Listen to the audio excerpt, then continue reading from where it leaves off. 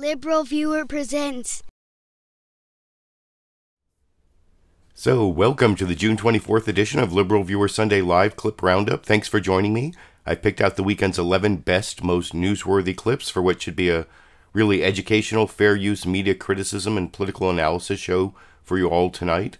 The political comedy source I have for you today will be what's been going on for the last several weeks, Real Time with Bill Maher. This clip will come from his monologue covering the big topic, which was a big topic last week, but actually made it through the week, even in the accelerated news cycle times of Donald Trump, where the Trump versus families topic from last week is now Trump jails families, and I will explain in great detail what I mean by coming up with that title for the Sunday Live Clip Roundup this week.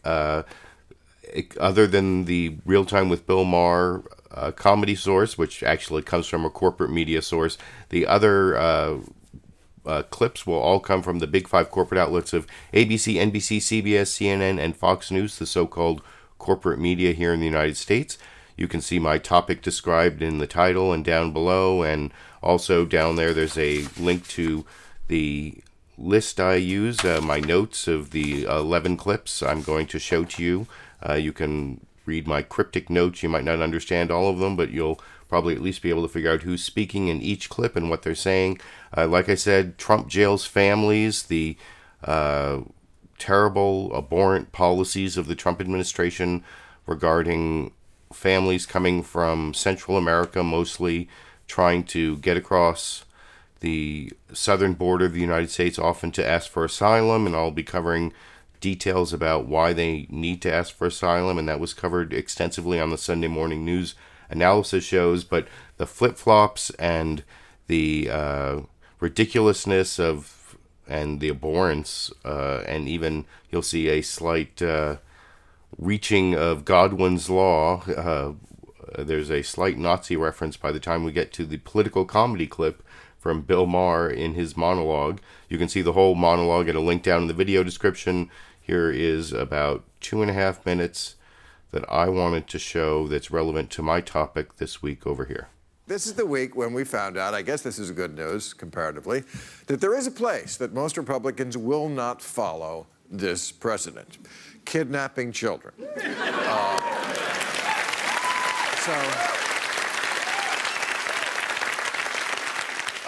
Molesting them in Alabama was okay, but you know, you have to draw the line somewhere, ladies and gentlemen. So I said some Republicans, because 55% of Republicans still support the separating the family policy because of their family values. Life begins at conception and ends at the Rio Grande. That's what they believe.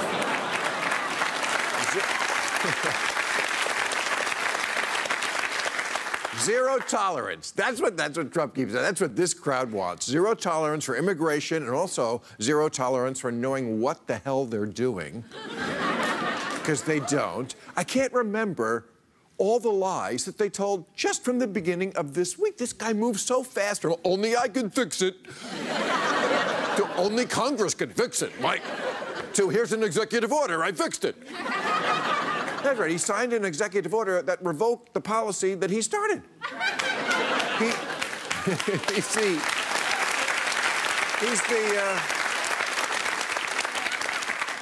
the arsonist fireman. He's the guy who congratulates himself for saving the toddler in the pool that he pushed in. Have you ever seen a president who more creates his own crises? I'm going to call him President Hold My Beer. That's really what... Nobody would be stupid enough, sir, to put babies in prisons. Hold my beer. This is... And, you know, for the right-wingers, not an easy policy to defend, but, boy, that is one thing they fall in line. Laura Ingraham said these camps or jails or cages the kids were, quote, essentially summer camp. Yes, summer camp. They're doing arts and crafts. That's what they're doing. Well, they're stitching Ivanka's handbags, but it looks like arts and crafts.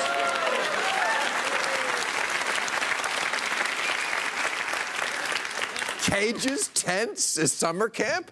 I guess Anne Frank was on a staycation.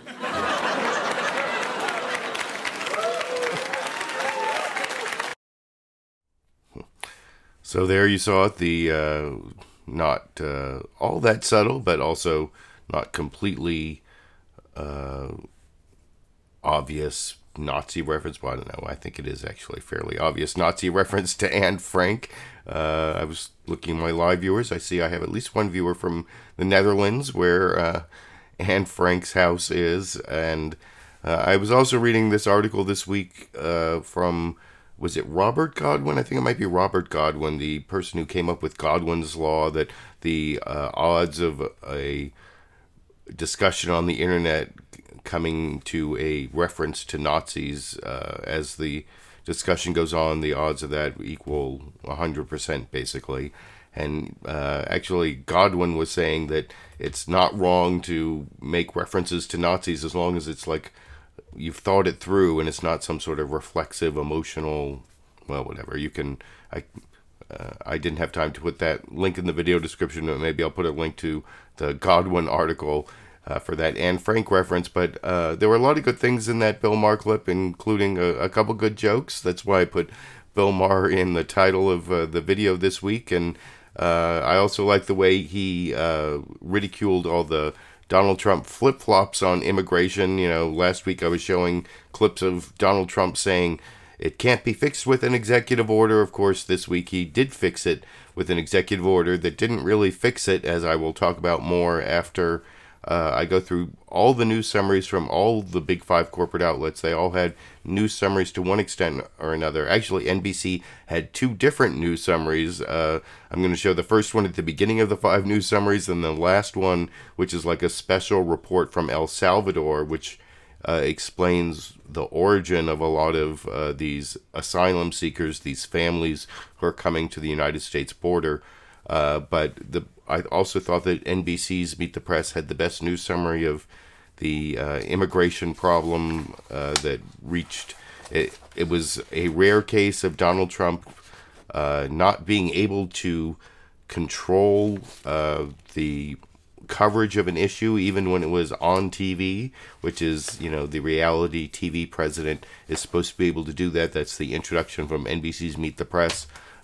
Followed by what I thought was a particularly good news summary this week, which I will discuss with you after we watch those 4 minutes together over here. For perhaps the first time in his presidency, Donald Trump lost control of an issue that was defined by television.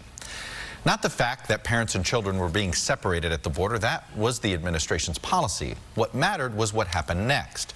It was the wall-to-wall parade of cable and network TV stories of frightened children and desperate, anguished parents. It was all the living former first ladies and the growing number of Republicans who criticized the policy as inhumane and unworthy of the United States.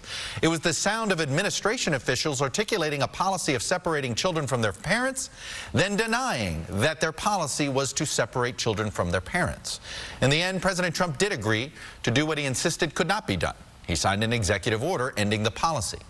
But now there are reports of tense infighting at the White House over how to reunite families, and there's confusion over where and how to house tens of thousands of people. To be fair, this crisis, immigration crisis, which more properly should be called a refugee crisis, predates President Trump and has confounded presidents before him. But with children now in shelters at the border and around the country, this much is clear. The Trump administration has inflamed a humanitarian crisis it has no idea yet how to repair. People walk in, they put a foot in. Please, would you like to register? Other countries, they say, get the hell out of here. President Trump is on defense. After first denying the administration could even end the president's policy, Congress and the courts created this problem, and Congress alone can fix it. There's only one body here that gets to create legislation, and it's Congress. Wait, you can't do it through an executive order. On Wednesday, under extreme political pressure, Mr. Trump signed an executive order he now says would end it. So we're keeping families together, and this will solve that problem. But the reality is more complicated. Under the 1997 Flores settlement, the government cannot detain children with their parents longer than 20 days, likely not enough time for adults to get a court hearing. And out of at least 2,300 children the government has confirmed were separated from their parents since May 5th, So far, the administration says just 522 children have been reunited with their families. What happens to the kids now that have been separated from their parents? Why did you guys sign for the executive order yesterday? So we're implementing it. Children are scattered across the country, housed in about 100 shelters in 17 states. And despite repeated requests, the Department of Health and Human Services has not allowed cameras inside, forcing the public to rely on government handout images. And this week, in the midst of this crisis, the White House declined to hold a briefing to answer questions for the public for 4 straight days.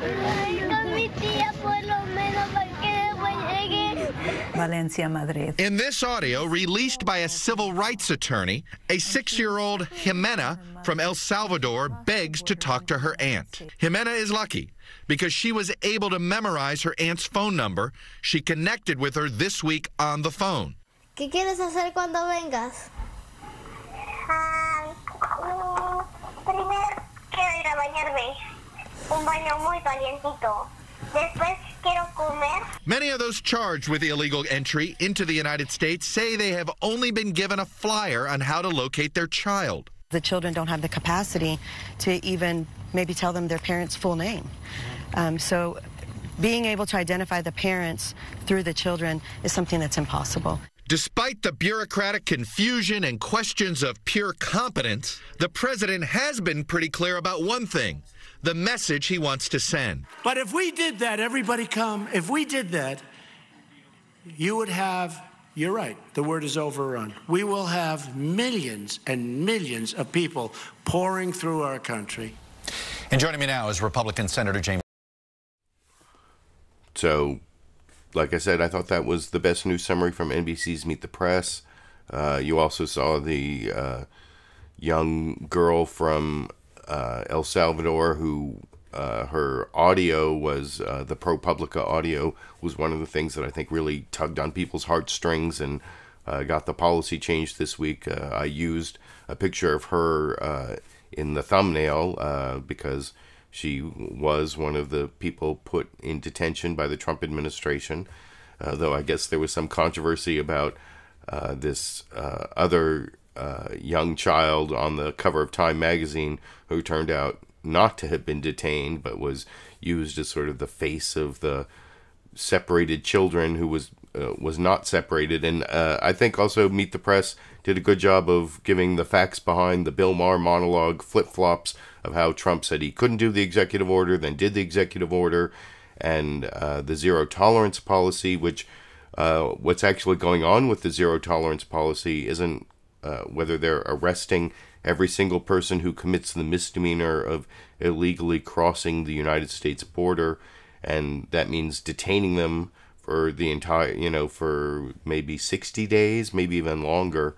And you saw the coverage there of the Flores settlement that says that children can't be detained for more than 20 days. So if you're going to go through this whole misdemeanor prosecution for the parents, you can't hold them in family detention for more than 20 days. And that's where this whole thing may blow up again in another few weeks when the courts don't allow the Trump administration to hold the children with the families. And I'm going to show a clip in a few minutes from Luis Gutierrez, the Democratic member of Congress, talking about how this whole dilemma was already, all the different steps were run through by the Obama administration and Secretary of Homeland Security Jay Johnson at that time. And they basically came to the conclusion that they couldn't hold the parents or the children. They had to come up with some sort of way to release them into the community. And they did it in a way where a lot of them came back. But I'll discuss that more after I finish up with the news summaries. The next one I want to do is CNN's State of the Union, where they really emphasize the missing children, the thousands, over 2,000 children, if you even believe the HHS numbers, which I'm not sure you should, which is an issue I will bring up when I show the Face of the Nation clip. But this is Jake Tapper on CNN State of the Union, talking about the state of our union, not dazed and confused, but confused and concerned. over in this clip. Tapper in Washington, where the state of our union is still confused and concerned as more than 2,000 undocumented migrant children remain in custody, separated from their parents. The U.S. government is finally releasing some guidelines on reunifying the families that it pulled apart at the border, days after the president signed an executive order ending the practice. Late Saturday, the Trump administration released a plan for fixing the mess that it created, saying that they know the location of all the children and they're working to reunite them with their parents. But under these guidelines, the children may remain in custody until the parents' deportation proceedings are complete, a process we know can theoretically take months. And it's still unclear how the children will actually be linked back to their parents. As families wait to be put back together, President Trump is giving himself a pat on the back. Speaking Saturday at a rally in Nevada, the president said his administration is, quote, doing a very good job handling the situation on the border. And the president embraced hardline immigration policies as a winning political issue for Republicans this November. Thank you, Michael. I don't think being weak on the border, being pathetically weak on the border, I don't think that's a good issue. I may be wrong. I think I got elected largely because we are strong on the border. Joining me now is the chairman of the Senate Homeland Security Committee. I will actually, I do think I have a clip. Yeah, is that Ron Johnson? I believe Ron Johnson is the chairman of the Senate Homeland Security Committee. I do have a clip from Ron Johnson later from CNN's State of the Union. But you saw there that Jake Tapper and CNN's State of the Union focused on the missing children, and that was sort of a focus of ABC's This Week with George Stephanopoulos, the next news summary I wanted to show you. This actually focuses on how this looks to Trump's base versus the backlash, starting off with this being a promise delivered. And I will discuss the ABC news summary with you after we watch that minute and 45-second clip together over here. This week. From the first speech on the first day of his campaign, illegal immigration has been President Trump's signature issue. He promised to crack down hard, and his zero-tolerance policy for those caught crossing the border signaled a promise delivered. But this week, the backlash. Our nation is crying out to save our little children, save our babies. History will not be kind to us as a nation and as a people if we continue to go down this road. The country overwhelmed by the sights and sounds of children separated from their families.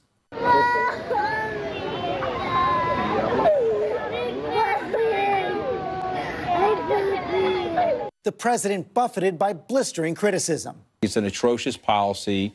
It's inhumane. Even Trump's defenders now asking if this moment will leave a permanent mark. I think this, maybe you agree with me or don't, it could become the Republicans' new Katrina and the president's new Katrina. Yesterday in Las Vegas, the president was defiant. Our issue is strong borders, no crime. Their issue is open borders.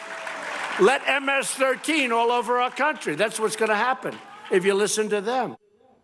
Overnight, the administration announced that over 500 children have been reunited with their parents, but thousands of immigrant families remain separated. What will happen to the children taken from their parents before the policy was changed is still unclear, and the president's new order faces skepticism in the courts. We asked the White House for an official to explain the administration policy. They declined, but our first guest knows this administration from the inside. Our ABC contributor, Tom Bossert, who served as the president's Homeland Security advisor, was part of the team responsible for the president.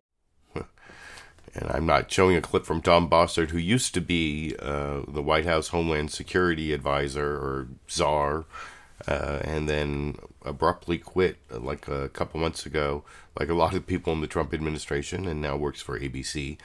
But he's not a newsmaker. Now he's a pundit, and I guess in some way, well, I don't think he's really a reporter. He's more a commentator, a contributor. So anyway, I thought that was also a good news summary. Actually, Fox News Sunday had a fairly good news summary of some of the facts, and especially the confusion about the Trump administration policy, although I don't think they really blame it on Trump as much as they should. And you'll see there's a lot less, you won't hear the crying ProPublica, the audio of, of the people, of the separated children crying, and the images. I went through this and tried to find some images, and It's mostly of politicians. There aren't a lot of refugee asylum victims of the Trump policy. That would be my major criticism of the Fox News Sunday News Summary. That's about 2.5 minutes that I will talk about with you a little more after we watch it together over here. Again, from Fox News in Washington. When President Trump signed an executive order this week, he said it would solve the sudden firestorm over immigration. But at week's end, the disarray on our southern border has only grown. The president's action called for ending the separation of families coming to the U.S. illegally. But there are still questions when 2,000 children will be reunited with relatives. The order called for maintaining the president's zero-tolerance policy, but the government is divided about continuing prosecutions. In a moment, we'll ask Congressman Michael McCaul, chair of the House Committee on Homeland Security, what the president and Congress will do next. But first, let's bring in Steve Hannigan with the latest from outside a detention center in McAllen, Texas. Steve. Chris, here on the ground, there's a real sense of confusion about what's next for families who've been separated. Right now, there's no clear answer. Set the children free. Protesters here think children and parents are still being separated, so they block a bus of families being moved from one detention center to another, chanting, "Free the children." They are not the only ones confused about what's happening along the Texas border. A string of politicians has come through the Rio Grande Valley to see conditions firsthand, only to emerge with more questions than answers. We have applauded the work of the Border Patrol at each of our stops. There's no directives coming out of Washington, so they're flying by the collective seat of their pants. Justice Department officials say it remains government policy to criminally prosecute families who cross the border illegally. But in courtrooms in McAllen, Texas, those cases are now routinely dismissed. The Department of Health and Human Services now has an emergency task force to speed the reunion of parents and children. But it is not clear how they will reunite children here with parents who have already been deported. One thing both sides agree on now is the goal of keeping families together. My hope is in the coming days and weeks we will see Republicans and Democrats coming together to ensure that kids stay with their parents. Together in more than 20,000 beds on military bases here in Texas and Arkansas. Chris? Steve Hannigan reporting from McAllen, Texas. Steve, thank you. You watch that clip, it almost sounds like Ted Cruz solved that problem. The compassion of Ted Cruz is what got us through this dark moment in American history. And there were a few pictures of immigrants in cages there, the DHS provided video, but you notice they talked about how the government was divided, and one of their main concerns is whether this zero-tolerance policy of arresting everyone who commits the misdemeanor of crossing the border illegally, whether that's still in effect or not, and I'll talk about that again in a few minutes when I show the interview, or a clip of the interview Chris Wallace did with the House Homeland Security chair, Mike McCaul.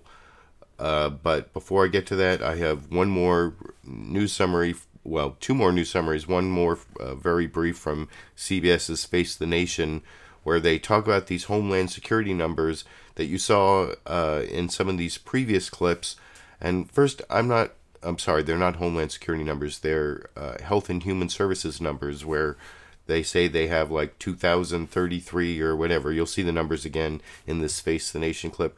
2,033 separated kids, and 500 something have been reunited with their parents. You'll even see 16 more are going to be reunited today. Well, first of all, I'm not sure exactly why we should believe those numbers, and I know the total numbers also only go till, I think it's June 5th or June 6th, and this policy was in place for another couple weeks, where they were, depending on the reports that you might have seen during the last week, it was somewhere between 50 to 200 kids were being separated every day, and so that could be like another 1,000 kids, another who knows how many kids, but I'm a little skeptical of these numbers, so I'm a little critical of CBS's Face the Nation for not really going behind these numbers in their 49-second news summary with Margaret Brennan this morning here. Good morning and welcome to Face the Nation. Protests continued over the weekend as the Department of Health and Human Services announced that there are 2,053 minors still in their custody, but that they knew the location of all of the children and created a task force to reunite them with their families. The agency said that 522 children previously in the custody of Customs and Border Protection have been reunited with their families, and another 16 children will be by later today. But the question of a permanent fix for what to do with the families who cross the border illegally is stalled in Congress, despite pressure building for all sides to come together and address the controversial issue of immigration. We begin with Tennessee Republican. So, yeah, there's the CBS News summary talking about the kids and what the Department of Health and Human Services is saying. Not any real emphasis on the huge mess created by Donald Trump and his administration that you saw in some of the other news summaries, although it did come up somewhat in the subsequent interviews, although I didn't decide to take any other clips from CBS's Face the Nation. But before I get to the newsmakers, and I'm going to contrast Republican Senator Ron Johnson with Democratic member of Congress Luis Gutierrez, talking about, actually they end up agreeing in some part as to the real source of these refugees coming to the southern border of the United States.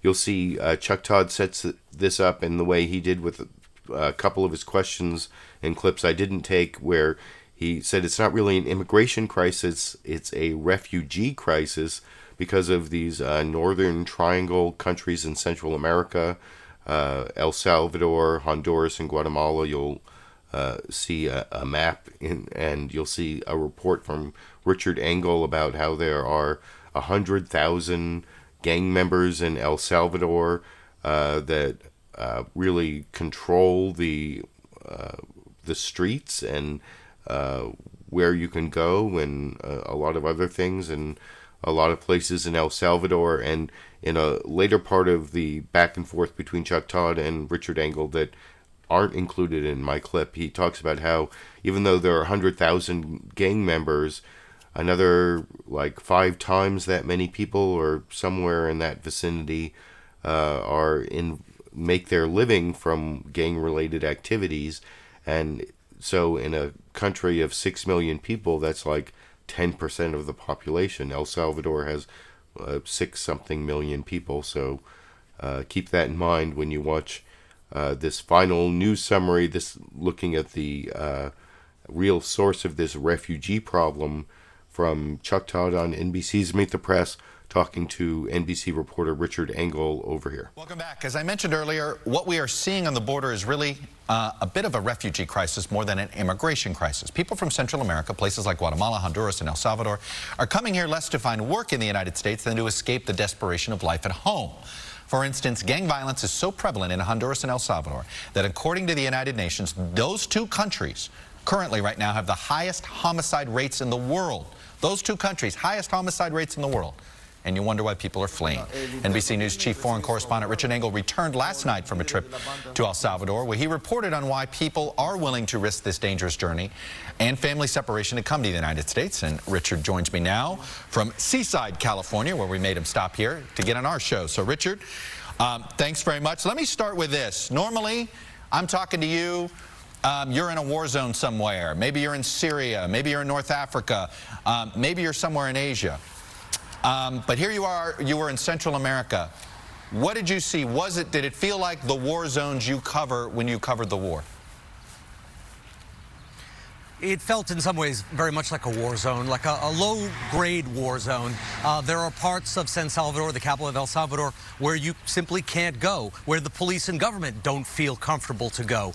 We're talking about an armed population of about 100,000 active gang members. And I think when you have that many people with guns, where you have a government that doesn't feel in control of the capital city, then you're having a war zone dynamic. People we talked to said they're afraid to go out in the countryside. When they do, they see gang members carrying their weapons openly. There are gang checkpoints stopping you, asking you where you're from, what affiliation you have, and that if they don't like your answers, they will kill you and drop you on the streets. We went to a prison and we met some very hardcore gang members, and one of them bragged to us that he had killed 35 people just himself. And when you have that number of dangerous people who feel that emboldened, it is not surprising that people want to leave the country and seek different opportunities and don't want their children to get sucked into the gang life and have them become the next generation of killers or victims. In some ways, you've spent way too much time in Syria. And Chuck Todd goes on there to keep using this war zone analogy, and it is kind of a war zone, although I don't know why Chuck Todd kept having to bring up like Syria and North Africa, and although there is one thing that it reminded me of, not so much any of those more exotic places, but the conservative Republican and also conservative European. I know they come up with these imaginary crises of no-go zones where like even the police won't go into these parts of Paris, or what was it, Birmingham in the UK supposedly had no-go zones according to and I think there were the U.S. ambassador to was it the Netherlands? I think I am correctly remembering that the U.S. ambassador to the Netherlands also had to deal with this problem, but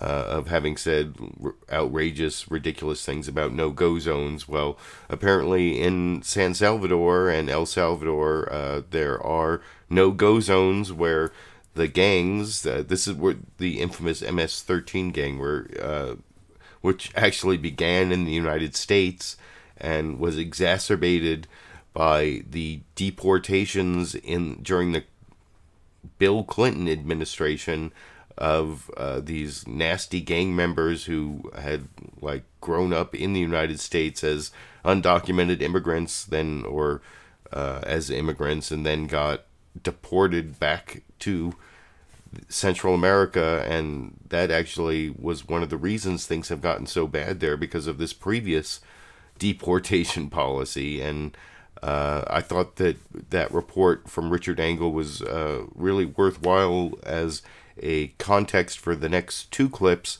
where both a Republican and a Democrat point to the problems in the Northern Triangle and Central America as the real source of these problems. Although in the first one, it's Jake Tapper talking to Republican Ron Johnson, who first tries to blame Obama's DACA policy for the big increase in families crossing the border.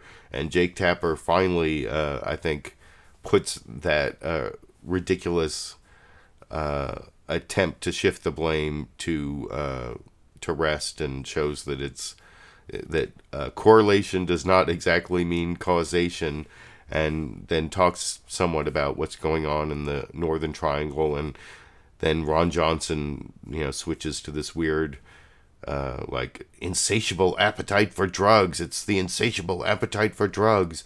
And, there is a lot of correlation there, which might mean causation, which I think I've done all the commentary I should, but maybe I'll have a little more after we watch that CNN State of the Union clip.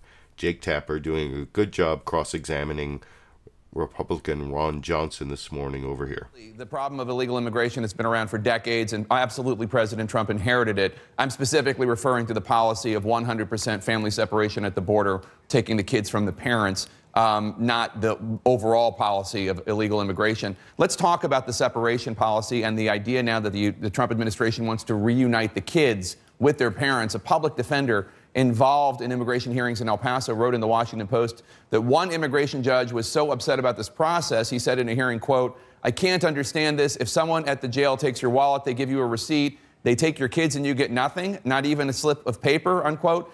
The Trump administration said last night they know where all the kids are, but they're building out better databases to link parents and children. Can you tell our viewers this morning that the Trump administration knows right now which kids belong with which parents? That is what they're claiming. Again, they've reunited 21%. But again, Jake, this is a mess. Here, I want to show a chart. You know how much I like charts. Take a look at what might have caused all this. Go back to 2008, 9, 10, 11.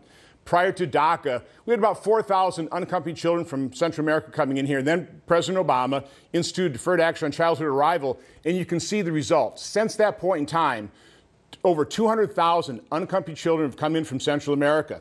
In addition to that, if you take a look at family units, we have more than 339,000 family units have come in because of our laws, because of the way we treat them. It creates an incentive. So if you total that all up, it's almost 900,000 individuals coming to this country illegally because of our laws and legal precedent. 900,000. We have family detention centers with about 3,300 beds. We have adult ICE detention centers with about 23,000 beds.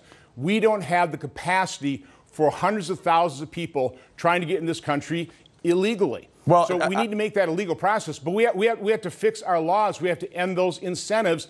And what drives me nuts, I come from the private sector. I manufacture. I do problem solving.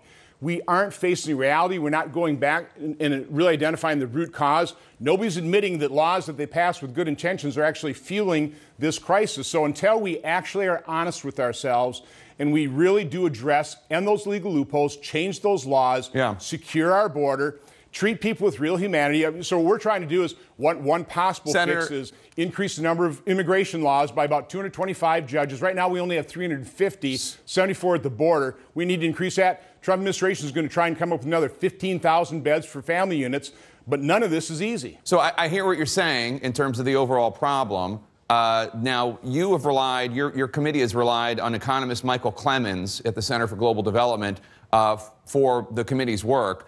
He says the main reason for the increase of undocumented immigrants crossing the border, including the unaccompanied minors that you referred to, was the increase in violence in Central America, specifically Guatemala, Honduras, El Salvador, not the DACA policy. Is he wrong? Well, again, let's just take a look at the chart.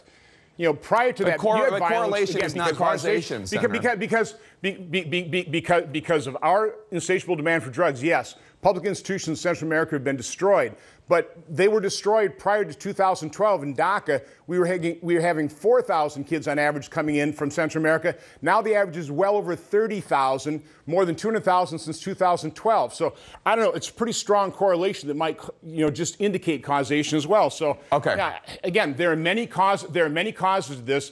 Part of it is our insatiable demand for drugs, but one of the reasons we have to secure our border is because drugs, heroin, is also flowing over that unsecure border. So we have to secure our border.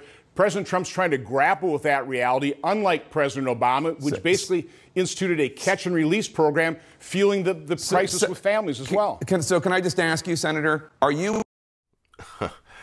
So Jake Tapper did an okay job there following up.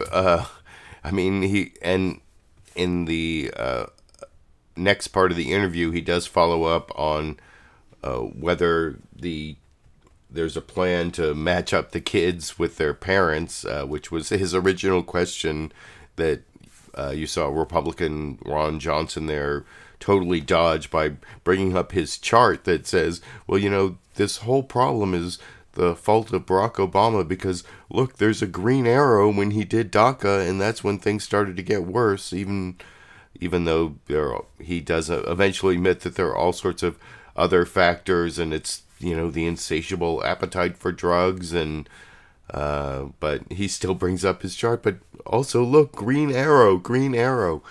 I thought that was kind of ridiculous, but you'll see in this next clip, the Democratic representative from Texas, Luis Gutierrez, also talks about the drug problem and sounds a little bit like Ron Johnson, at least in that one respect from that last clip. although he is also, this is a really important clip to watch because it explains how the Obama administration already went through all of this and came to the conclusion that the best thing they could do is release these families in programs where they had a fairly high retention rate of people coming back to court, you know, at least 75%. Another one I saw in the 90%, depending on how you measure the success of people coming back with ankle monitors and other means. And the ankle monitor program was actually canceled by the Trump administration.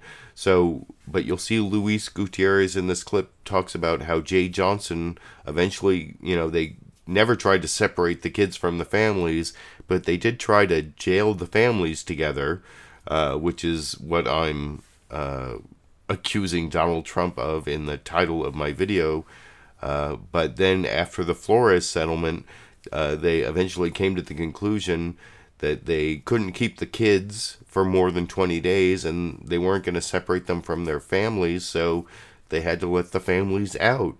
And why it is that Donald Trump had to go back and go through the whole thing again, even though it's already been done, I don't know, but that's only one of several important points that you can get from watching this 3-minute 59-second clip of Luis Gutierrez talking to George Stephanopoulos about the real source of the problem in the Northern Triangle in Central America, and his experience actually protesting the Obama administration treatment of immigrants, which is something that if you've been watching my live clip roundup and my channel, you can go back to June 2014 and you'll see me protesting for immigrants' rights during the Obama administration. And so that's something Luis Gutierrez also talks about, and I will talk about that with you a little more after we watch that clip together over here. Some Republicans are proposing now is that they're preparing a bill that would allow children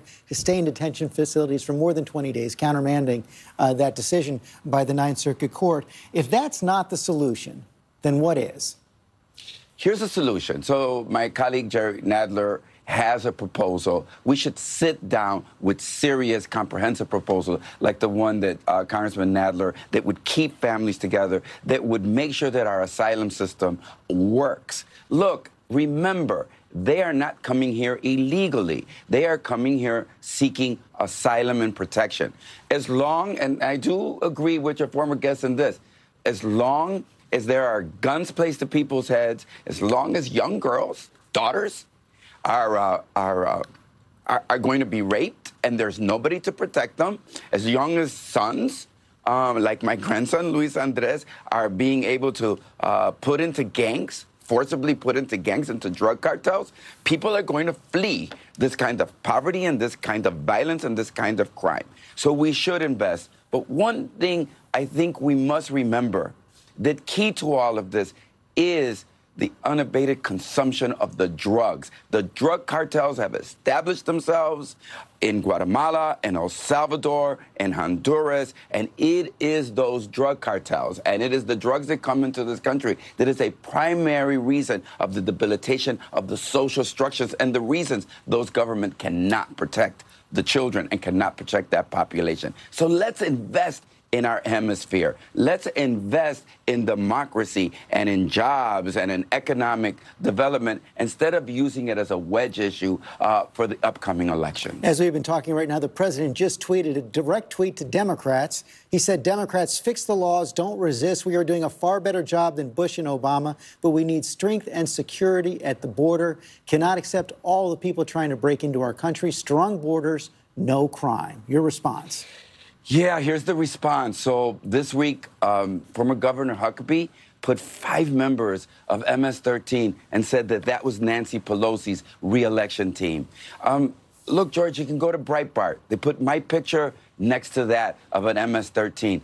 But that's not who they're picking up, are they? I mean, we saw the raid in Tennessee. We saw the raid in Ohio. We see the raids that are going abroad. They're picking up people that are working, people that are contributing to our economy, and leaving behind hundreds and thousands of American citizen children. Look, there's got to be a better way to do this, but there isn't, as long as this administration continues to use immigration as a wedge, as a political issue. The president said as much yesterday. Please, the Republicans are in charge of the House of Representatives. There's 240 of them. I'm in the minority. They're in charge of the Senate. The Democrats are in the minority. They control the White House. They control the administration. They control every facet of government. And yet they say, why don't the Democrats fix the problem? And I want to make sure that everybody understands. I visited those detention centers along with Democrats in the summer of 2015. We challenged the Barack Obama administration to do better. We supported the court decision. And I want to say very clearly that there is a difference. Then Secretary of Homeland Security, Jay Johnson, when confronted with the Flores decision that said that children could not be kept any longer than 20 days in custody, said, I will resign as Secretary of Homeland Security before I divide those moms from the children. God bless him. And those kinds of policies, which are humane policies, where people put families ahead of whatever political consideration or public policy consideration. So you will oppose the Republican legislation this week to allow...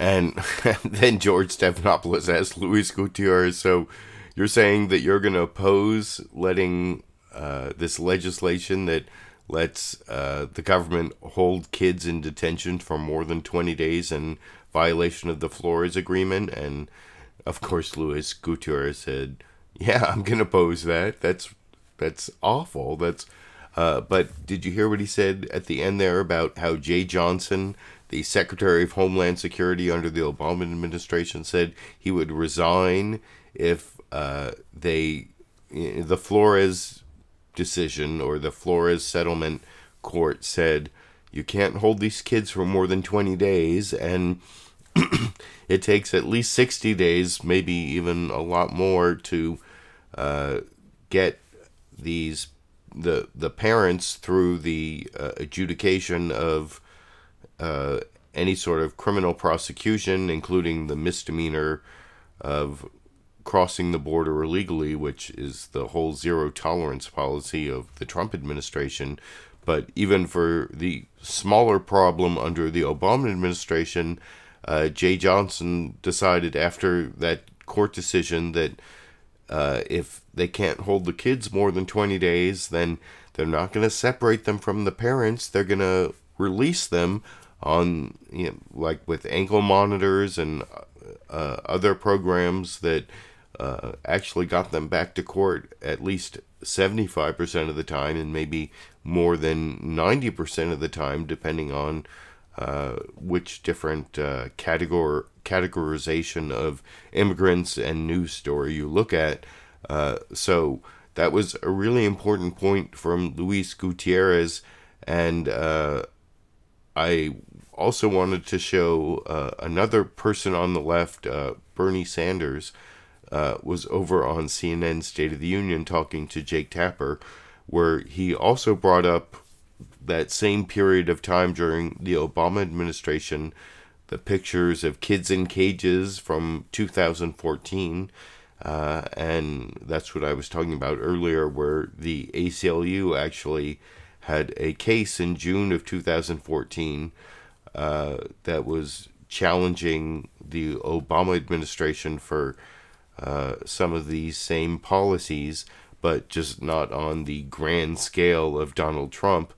And here's Bernie Sanders talking about that with Jake Tapper this morning, and I'll discuss that with you after we watch that clip together over here.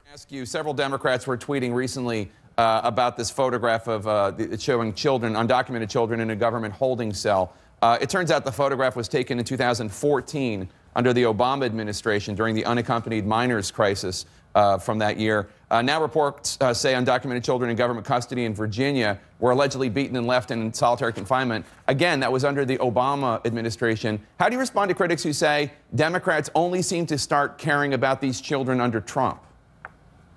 Now, that's not accurate. I think you had, if you remember, there was a lot of discussion and a lot of concern about how undocumented people were treated under Obama. But under Obama, there was not a policy that says if you are a mom with a little boy coming over the country, we're going to grab that boy, put him into a detention center, which will clearly cause long-term psychological problems for that kid. That was not the policies of the Obama administration. That must never be the policies of the United States of America. We have to deal once again with immigration through comprehensive immigration reform. Trump caused this problem just as he caused the DACA problem. More than a dozen Democratic congressional candidates reportedly support abolishing or defunding ICE, the Immigration and Customs Enforcement Agency, including candidate for governor of New York, Cynthia Nixon, who tweeted this week, quote, ICE is a terrorist organization and its egomaniacal leader is Donald Trump. Sign our petition to hashtag abolish ICE. Do you agree that ICE should be abolished? I think what we need is to create policies which deal with immigration in a rational way. And a rational way is not locking children up in detention centers or separating them from their mothers. What we need is Trump to sit down with members of Congress and work on a rational program which deals with a serious issue. Senator Sanders, thank you so much. We always enjoy having you on every Sunday. Thank you so much for your time.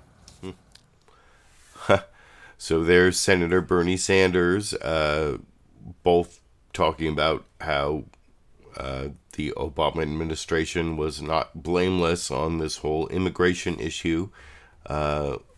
Before the live show, I didn't have time to put links in the video description to both what the ACLU was suing Obama about back in 2014, in June of 2014, and also in June of 2014, I was personally speaking out for immigrants' rights. I'll put links down in the video description for the recorded show or the archive of the live show.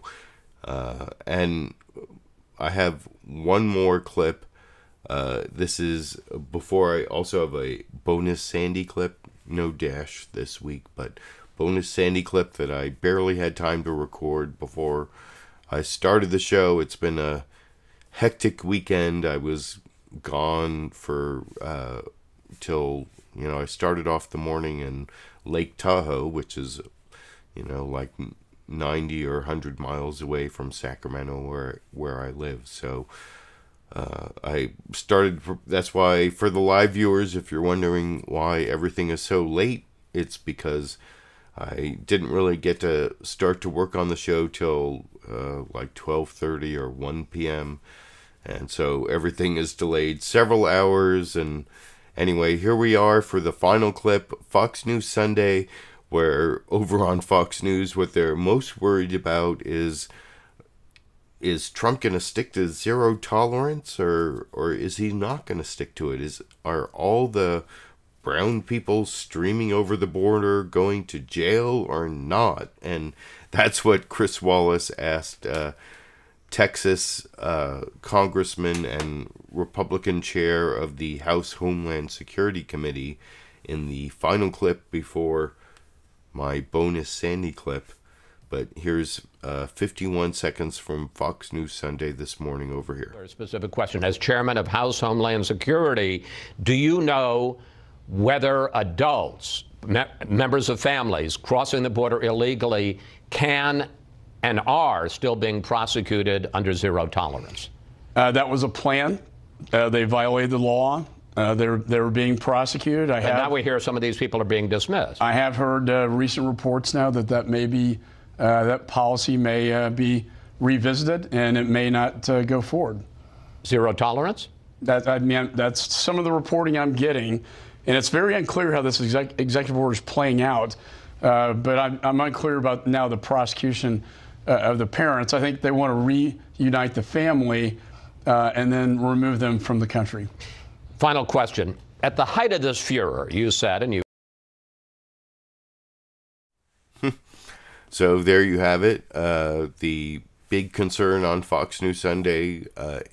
Is Donald Trump going to stick to zero tolerance, or is he wavering? And there seems to be some confusion that matches up with the Fox News Sunday news summary I showed earlier, where they were talking about how the government is divided, which is like Donald Trump said zero tolerance, but it's like, is that a revolt in the U.S. attorney's offices? Or I don't know. That's one of the weird things that's going to have to play out on this whole issue. Anyway, that's the final clip, as I told you earlier. And if you appreciate all of the clips that I picked out on this topic, you can give me a thumbs up. You can subscribe to my channel and when you subscribe, you can also click on that little bell so you get notifications for when I upload videos. And also, I appreciate the super chat contribution I got from Nelson100 along the way. That's helpful. I just saw that YouTube announced at VidCon that there will be additional ways that YouTube, I assume YouTube is going to take its cut, but there will be additional ways that you can support YouTube channels, like the Patreon, the patrons I have on Patreon, and you can support me monthly through Patreon at a link down in the video description. At the $5 level, you get this hashtag LiberalViewer weatherproof vinyl sticker. At the $10 level, you get this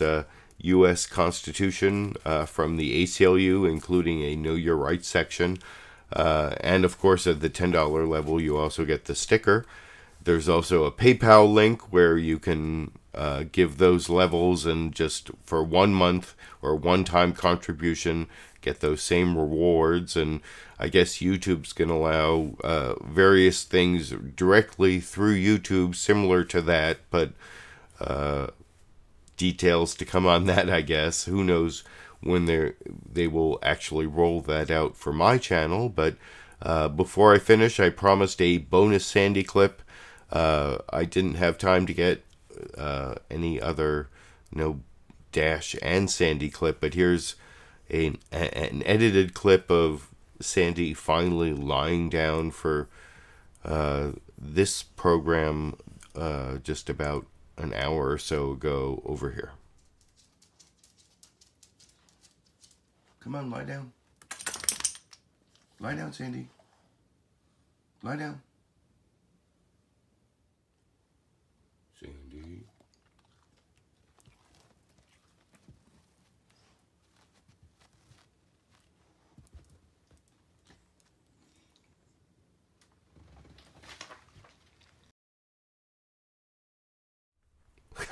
So that's the bonus Sandy clip. I hope it doesn't have too much tongue for you all, and thanks for joining me. I should be back at a somewhat earlier time and somewhat less tired, because I won't have started off the day 100 miles away from where I have to work on the whole show for 8 or 10 hours every Sunday. And I will be back next Sunday and every Sunday for the foreseeable future. And until then, I guess I will be seeing all of you around the internet.